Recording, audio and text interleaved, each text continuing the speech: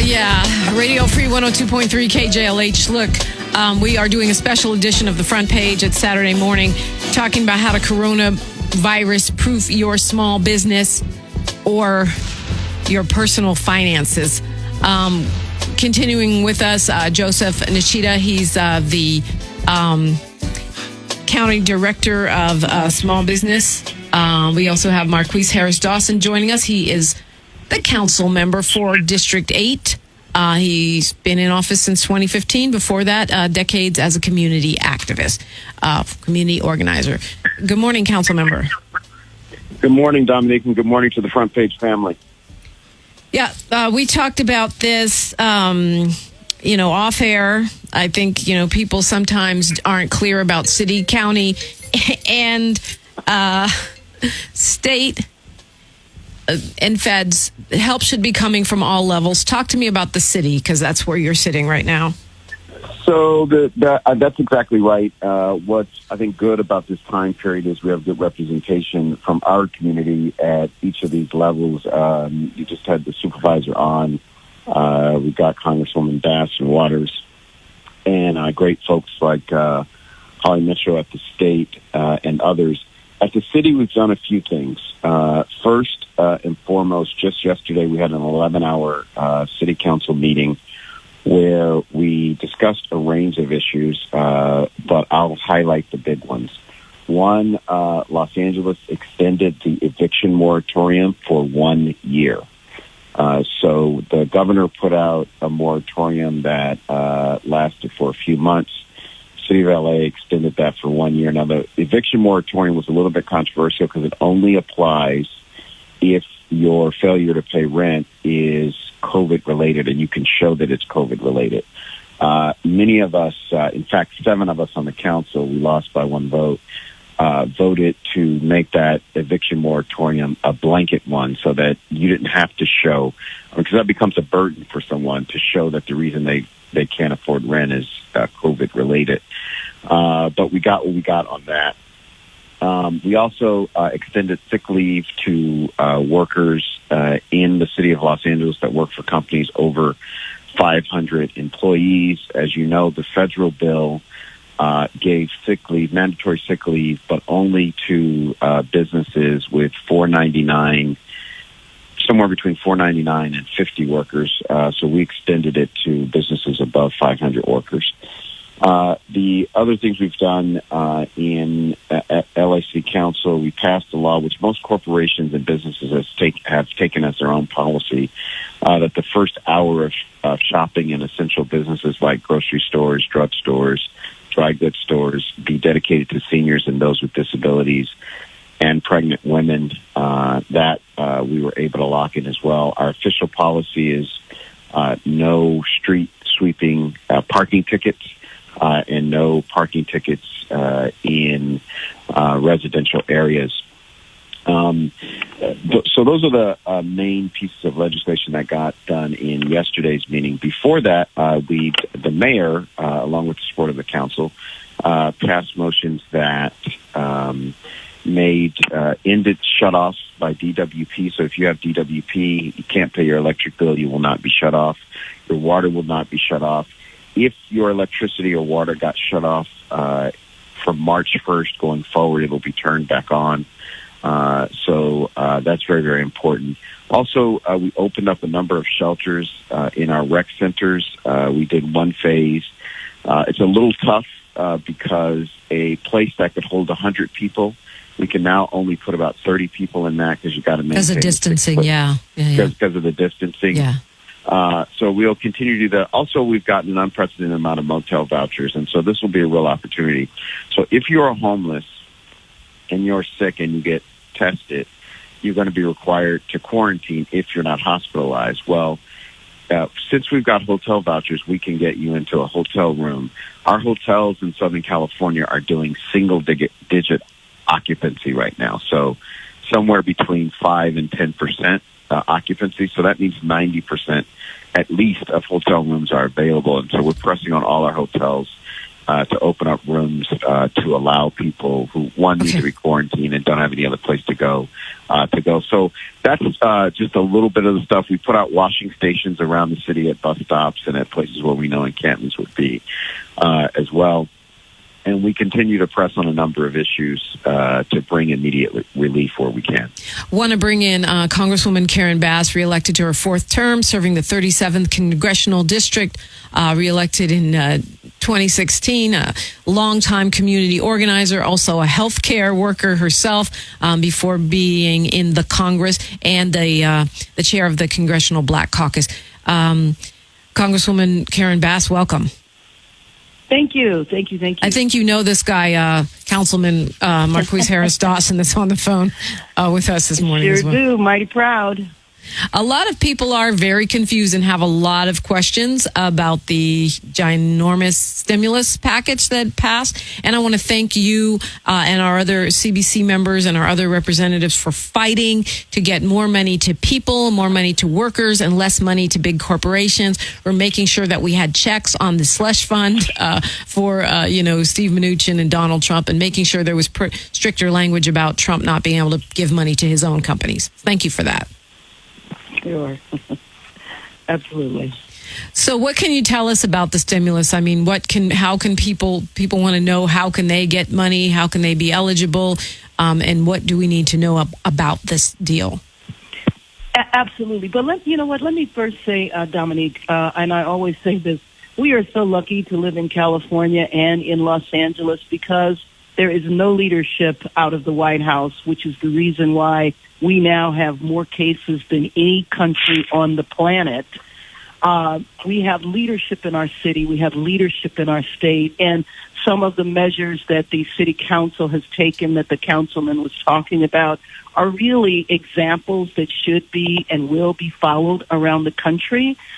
So the idea of, dealing with the homeless and making sure that people aren't laid off inappropriately. So we try to, on our side, make sure that money was put into the safety net. It was critical that there is congressional oversight over that $500 million slush fund so that they can't do whatever they want. Trump said there really didn't need to be any oversight. He said he would provide the oversight. Of course, we have the best oversight. You know that they also put restrictions in the bill that his family and no one associated with him could take advantage, because he did not say in his press conference that he wouldn't take money for his own hotels and resorts. So we made sure that can't happen. But we did provide funding to Head Start for child care. We provided the checks that people will get if they earn under $75,000. And if you do direct deposit, that's just going to show up in your bank around April 6th. If not, you will get a check in the mail. I was very concerned about our federal prisons, and so we did provide resources there. It's not what I think should happen, frankly. I think there should be mandatory testing, but we did provide resources to improve the health care. We also provided funds to the city, and I look forward to talking to the councilman about this, the community service block grant, and also the community development block grant, where both of those were increased. And so now, after we pass legislation and provide resources on a federal level, then we have to make sure that those resources actually come and get to our community, which is, again, why I'm glad we have the leadership that we do, because I know that the councilmen and the other members of the council will make sure that those resources actually hit the streets of our communities. So this is a question for both Councilmember Marquise Harris Dawson and Congresswoman Karen Bass, and also Joseph Nishida, who's still on the phone with us. I'm hearing so much about forbearance, which is delaying, okay, we'll delay your rent till November. We'll delay it for a year. We won't turn off your power. We will try to give you a delay in the mortgage. I'm worried about people waking up in 2 months, 3 months, or whatever this is over with this crushing debt. So is there any look towards forgiveness or, or grants, writing stuff off, as opposed to, give me a month off of my mortgage and tack it on to the end of my loan, because I'm worried that people are going to, be having heart attacks and never be able to dig out. If my income is down or I've lost my job, I'm not going to magically have 3 months of rent in November. Well, let me just say, that was a big point one of the things conversation. Okay, let's sorry. Let's Congresswoman, and then we'll go to the councilman. Thank you, guys. Sure. Sorry about that. So, the bill was signed yesterday. Now, Monday and Tuesday, we're going to start organizing for the next package, because there is going to be one. We have to wait a minute because, unfortunately, the president and the Republicans are trying to paint a rosy picture like this is going to be over with. We know that it isn't, and we know that people are going to hit a wall again in a couple of months.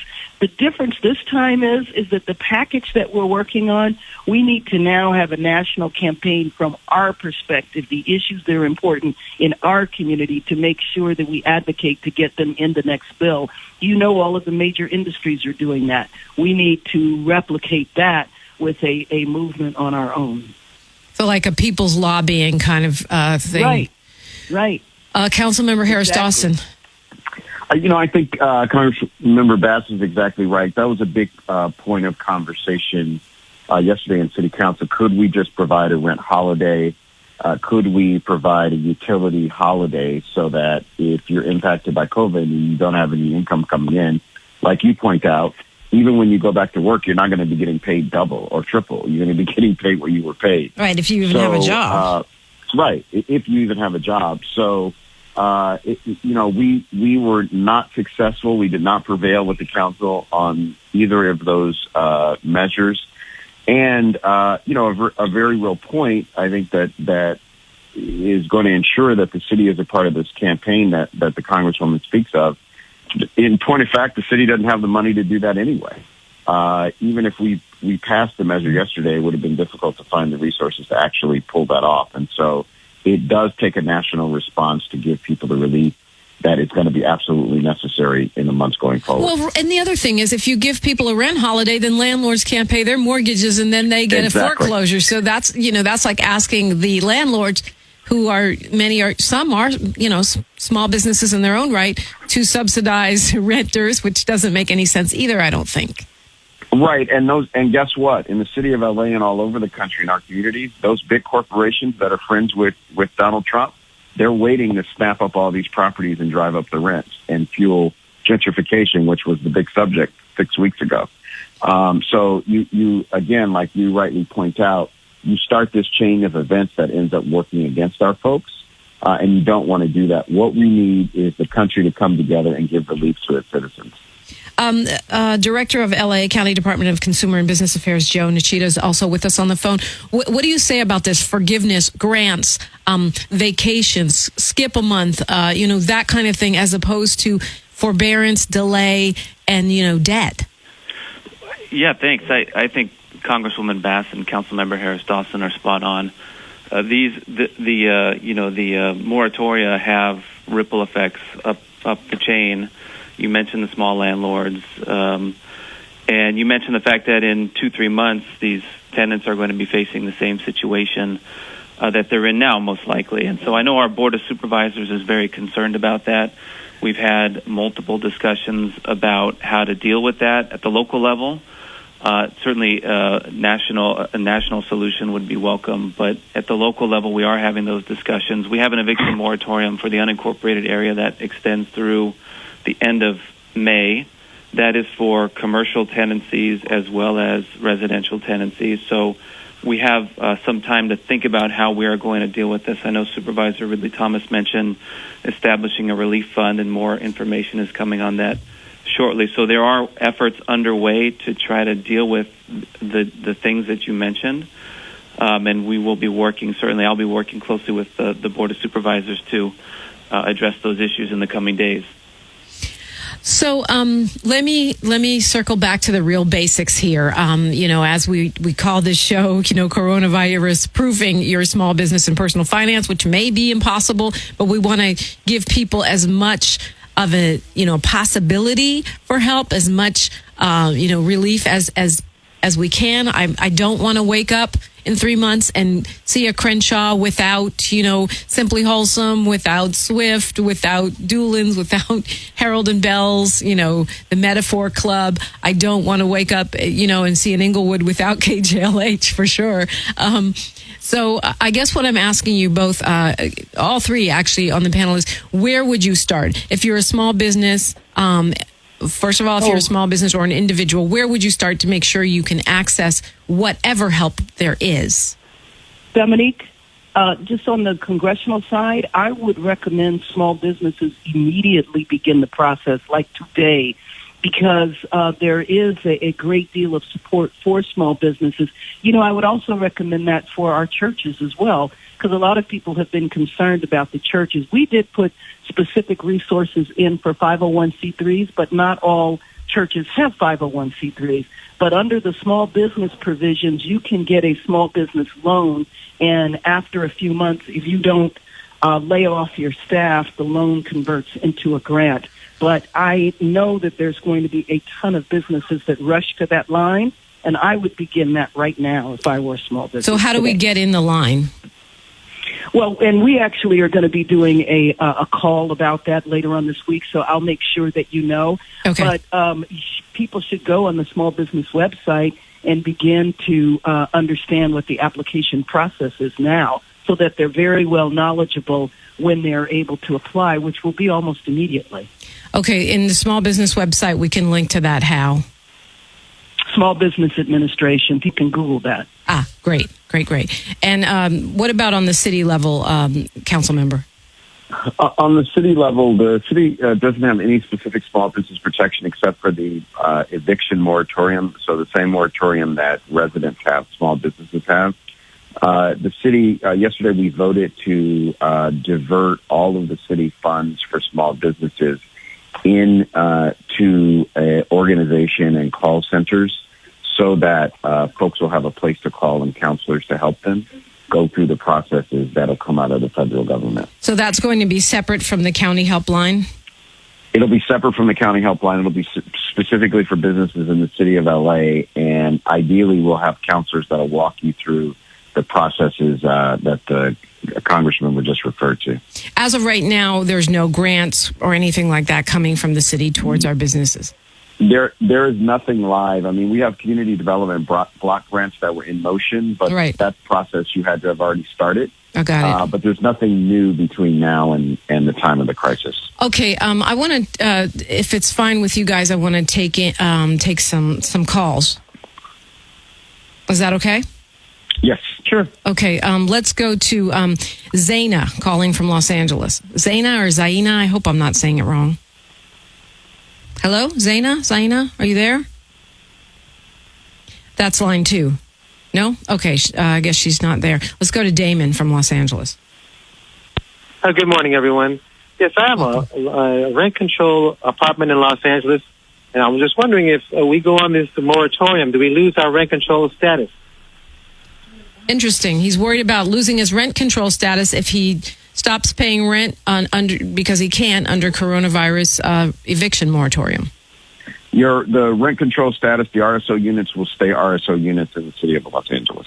So, in other words, landlord can't use that as an excuse to unrent control your apartment. Good to know. Good question, Damon. And that's the same for the unincorporated areas of the county as well. Same answer. Okay. Again, we'll still owe it at the end of the period, and I guess, how does that work? Will we negotiate how long we have to pay it back, or is there a set amount of time we have to pay that rent back? So the set amount of time will be as long as the moratorium is on, and so you'll be able to work out a payment program with your landlord, and it'll be a program that essentially makes the landlord whole over a number of months. And you if your landlord decides to reject that and take you to eviction court, you'll be able to bring what you offered to the court to defend yourself. Okay. So, and in the city of LA, that's 1 year, that moratorium, you said? Yes. What about at the county level, Mr. Nishida? What is the moratorium? Do we know? So the moratorium extends through the end of May. At this time, there is a 6-month time period to pay back the rent from the date that the moratorium ends. Okay. And we are encouraging landlords and tenants to work out a payment structure, payment plan, partial payments, that type of thing during the moratorium and after, during that 6-month period. Okay, let's go to Felicia from Gardena. Hi, Felicia. Good morning. Hi, Dominique.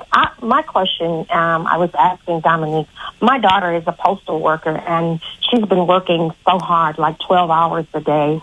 She's been a postal worker for 8 years, and they're coming in contact with a lot of people out there for those long period of time, because some people call in work and they're afraid of the virus, and they call her in on her off days. She's working 6 days a week. But I've heard a lot about first responders and everyone, but I've never, as of yet, heard anyone say anything about the health and welfare of our postal workers. Yeah, actually, we've been talking about it a little bit, because people are even scared to get their mail, and they're saying, they're microwaving it, which doesn't work, by the way. Leaving it out in the sun would. Is anything being done to help, the first responders that aren't classified as first responders, the postal workers, the Postmates delivery people, the grocery workers have now become first responders? Anyone on the panel, any ideas about anything that might be done for folks that are not, they're not firefighters, they're not medical workers, but they are on the front lines right now? Well, at the county level, certainly every county employee is an essential worker right now. We're firing on all cylinders. We have taken substantial measures to alter the way we do business while still providing the essential services. For example, telework, we're moving a lot of folks to telework, and we've made space within offices to keep people at a safe social distance. We are advising staff on how to interact with the public in a safe way. I certainly tip my hat. Yeah, and I can do that too. On the radio, we can be 6 feet apart and we can have you on the phone. But if I'm a postal worker, I got to carry your mail, whether it has cooties on it or not. If I'm a grocery worker, if I'm a Postmates person, I don't know. I think maybe, we do need to look at some hazard pay or some kind of special, health insurance or something for these folks. Yeah, what I would say definitely is that there has been engagement, especially with the grocers from our public health department. I was emailing with our health director this morning about getting another call together with grocery stores so we can help them figure out sort of the best practices, the safe standards. And there's no doubt. I was saying I tip my hat to the postal workers. We put a little sign up in my house saying thank you for delivering our mail, because you're right, they've become frontline workers. It's just a crazy situation. It's Radio Free 102.3 KJLH, Compton, Los Angeles, Long Beach, and Inglewood. All right, we are going to wrap this up, but let's go to Xana from Los Angeles. One real quick. I tried to go to you before, Xana. Hello. Hi. Short version. Yes, short version. I just would like to know any information about renters, our rights and protection. Okay, we've talked about that quite a bit, but she wants to know about renters' rights and protections. So, like we discussed earlier, in the city of Los Angeles, we put on a year moratorium on evictions and the right to set up a payment plan after you gain the ability to pay rent again. I think there will be more out of the city of LA, but that's what there is for now. Okay, so I guess it's 10:02 in the morning. We do have to go. We were scheduled 8 to 10, but this is so important, and the calls keep flowing in. We could go all day. Don't forget, we are here on the front page Monday through Friday from 4:30 a.m. to 6 a.m. Also, don't forget, KJLH is a small business. We need your support, too. We have a special program going on for small businesses right now. It's called We Are Still Open. It's just really great deals to help you stay viable and stay on the air. Stay whatever your version of staying on the air is. It's a special small business package. You can call 310-330-2239. Councilmember Marquise Harris Dawson, what would you leave us with this morning? Folks just need to stay focused. We've got a lot of activism that needs to get done. We need folks to continue to fight online, to fight on the phones, to press. I think this represents an opportunity to have a sea change around the way our government interacts with everyday people, and move our government away from being a government that serves capital wealthy people and big corporations to being a government that serves its citizens. And all the info you've been talking about is available at lacity.org. LAcity.org, or you can follow our Instagram feed at MHDCD8 on Instagram, MHDCD8. And Congresswoman Karen Bass, what would you leave us with this morning? And maybe just quickly within that, you can address, are we going to have an election? Yes, we're absolutely going to have an election, and we're going to get rid of this nightmare in November. People need to remember the census. Everybody has the information now. It was mailed to them. Please, please, please fill out your census form and let us know how this crisis is impacting you. We have to get ready for the next package of bills, and we want to make sure it represents the community and not just the big corporations like the councilman was referring to. So for that, we would email our Congress people. We would email or write to call our my president. office. Email my office, please. Okay, and we'll have all this information up at KJLHradio.com. All of the resources that you've heard about today from all of our great guests today. And Joseph Nishida, we thank you so very much for joining us this morning. I know you're going to tell us one more time about that county hotline. That's right. I encourage everyone to visit lacountyhelpcenter.org or call 833-238-4450. Whatever community you live in, city, unincorporated, call us. We'll point you in the right direction. It's an honor to serve the LA community, and we hope we can make an impact. Thank you all so very much. This is what we call emergency response, and we always, always are so grateful to partner with you guys. Family, we'll talk to you tomorrow morning, and we got to go, but I'll be on the air not tomorrow. Tomorrow's Sunday. You're going to be spreading the word tomorrow. Monday. We'll talk to you Monday. Thanks, Bobo, for reminding us we have a day off. As you go on your way about your day, let's take a moment to affirm ourselves together because we are you. Let's take that deep breath in and let us release. Today, let me remember, in the words of Jim Brown, the decision-making process. Eliminate the negative, establish the facts, and choose your best option. Until next time, Radio Free family, be well, one love.